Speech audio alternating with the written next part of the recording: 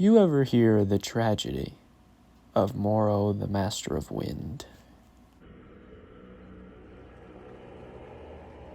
No. I thought not. It's not a story Master Wu would tell you. And yes, I used that same joke in my last video, but it's my channel, I can do what I want. Time to talk about Morro, let's go!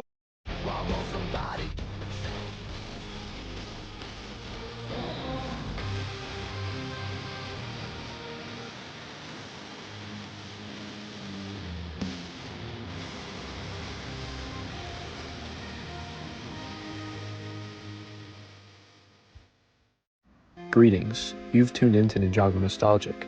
I'm your least favorite Lloyd lookalike, and welcome back to The Tragedy of, a series where we analyze and dissect Ninjago characters that are tragic in nature. The last video I did was about Garmadon, and when I created this series I had two characters in mind, both Garmadon and Morro. Now, I've covered Possession and Day of the Departed in the past, whether it be briefly in the case of Day of the Departed, and quite a lot in the case of Possession, but I never really went too much in depth on the character of Morro, the Master of Wind, and I want to do that today because I think his character is very interesting and worth dissecting. So join me as we do a more extensive deep dive into his character. So without further ado, here's Chapter 1. Not much is known about Morro's early life or origins. We don't know who his parents are. All we do know is that he was an orphan, homeless, and was somehow granted the powers of wind. And on one fateful day, Master Wu saw him eating scraps on his doorstep and decided to take him in, train him, and raise him. Now, this sounds like the beginning of an absolutely wonderful story, but sadly, destiny had other plans. So Master Wu decided to train Morro, and everything was going fine at first. He was learning to use his abilities as a ninja. He could do things that he didn't think possible before, but the second the green gi was mentioned, that planted a seed in Morro that started something that opened the floodgates of wanting more. See, when Morro was homeless and an orphan, he had nothing, but now he has the chance to have everything, and that would drive anybody over the edge. Morro becomes more angry and determined to prove himself as the Green Ninja, and this spirals him further and further. He starts to lose himself in his greed and lust for power, and when the day comes, the Golden Weapons deny him of being the Green Ninja, and feeling rejected by the only mentor and father figure that he had in his life, he feels the need to prove himself, and this separates them further and further to the point where Morro goes to the extreme of trying to find Master Wu's father's resting place to prove that he is worthy of becoming the Green Ninja and prove destiny wrong.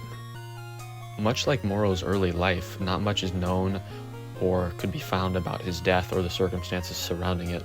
All that we do know is that his body was found in the Caves of Despair at the tail end of Possession, and that his soul was cursed and he ended up in the cursed realm. So, to put it in perspective, Morro died as he had lived, alone and afraid.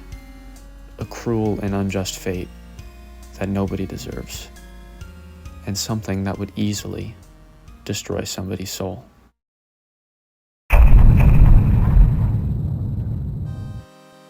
So before we get to the events of Ninjago Possession, there is something really cool that I want to talk about. There is this fan animatic on YouTube about Morro, and it fills in some of the missing pieces that we didn't get from the show itself.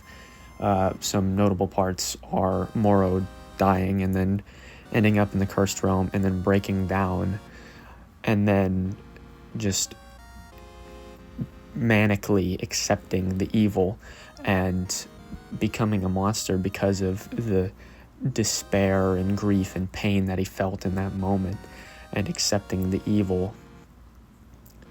And there's also another moment where he comes back from the Cursed Realm at the end of Season 4 and sees Lloyd is there, and he's the Green Ninja, and he's loved and accepted, and Master Wu's there, and that absolutely destroys him. I feel like that the animatic is really, really well done, and you should check it out. But if you do, be prepared for it to be an experience, an emotional experience, because I watched it and for 2 weeks I was straight up depressed afterwards.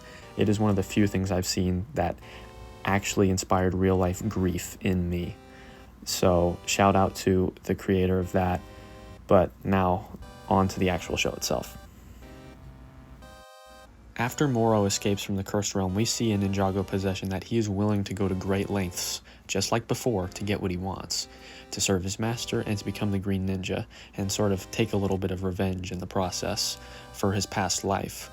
Now, people complain about the character, say he's whiny and entitled, but did you not see who he was when he was alive? That's exactly who he was. So if he were to come back and be granted an afterlife, this is exactly what he would be. And people say that that's to the detriment of the character and he's not intimidating or threatening.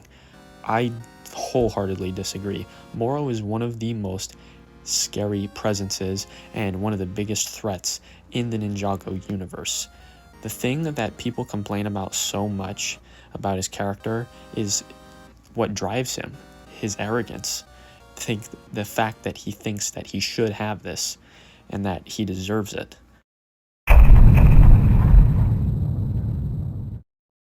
But you know the saying, if you live by the sword, you die by the sword. Morro's arrogance and drive was what led to his destruction and downfall again.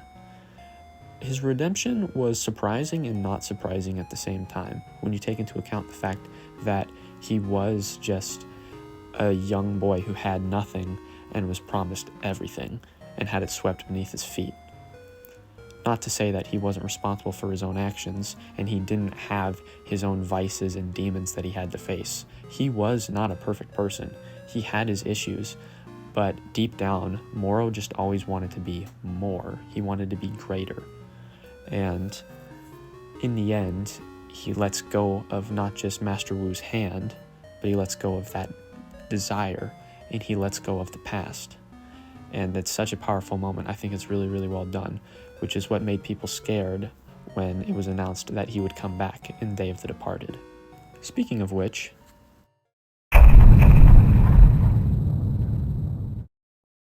I'm going to be honest with you guys, I won't lie, I was worried that they were going to ruin Morro's redemption arc by bringing him back as a villain in Day of the Departed, but I was pleasantly surprised and I am elated to tell you that what they did with his character in Day of the Departed was absolutely amazing. I wish that they could have done more with his character, but honestly, I respect what they did in Day of the Departed with his character. What they did was they brought him back and they made it seem like he was going to be a bad guy again. Then they pull the wall over our eyes and say, not just a prank, bro. He's actually still a good guy. His character arc is still intact. And he actually helps the ninja a little bit in this, and he has sort of a little second mini redemption moment again, which I thought was really, really awesome. I was so happy to see that. It almost brought tears to my eyes. I wish that he stuck along to help the ninja fight Sensei Yang, but I understand why they didn't have him do that. I'm just glad that they brought him back and they didn't ruin his character. I feel like they handled it very, very well. Obviously, I am a huge Morro fan, so I'd like to see more of him. Sort of like Garmadon, Sensei Garmadon. I would have liked to have seen more of him, but I'm glad they didn't overdo it. I'm glad that they left us wanting more instead of us begging for the character to leave. I think that they knew that the fans loved Morro and that they didn't want to overstay their welcome with his character. They didn't want to push the envelope. They wanted him to be in his purest form as much as possible, and they succeeded, in my opinion. After his resurrection, the only decay of Morro was the decay of his legacy. Now, the ninja don't really regard Morro very, very well, and obviously, the events of Season 5 are a very good reason for that. But I feel like his legacy has eroded quite a bit over the years, and whenever he is brought up, it's in a negative light, even though he did redeem himself in the end, and I think that's what really matters. So that is really the only decay of his character after the resurrection, which I think is a shame because I think Morro deserves better. Maybe he will get better in the future, but only time will tell. Thank you for joining me on this character deep dive of Morro's life, death, afterlife, destruction, resurrection, and legacy. This has been sort of a Halloween special of sorts, so happy Halloween, happy October. I hope you guys have a fantastic fall. I'm sorry it took me a while to make this video. I've been planning this Halloween special for quite a few months now after my last Tragedy of video. And if you guys want to see me make more Tragedy of videos, please recommend me some characters in the comments below. I'd love to make this a full-blown series and do more of these. And again, I'm just sorry that it took me a while to make another video. I'm going to try and go back to one video per month.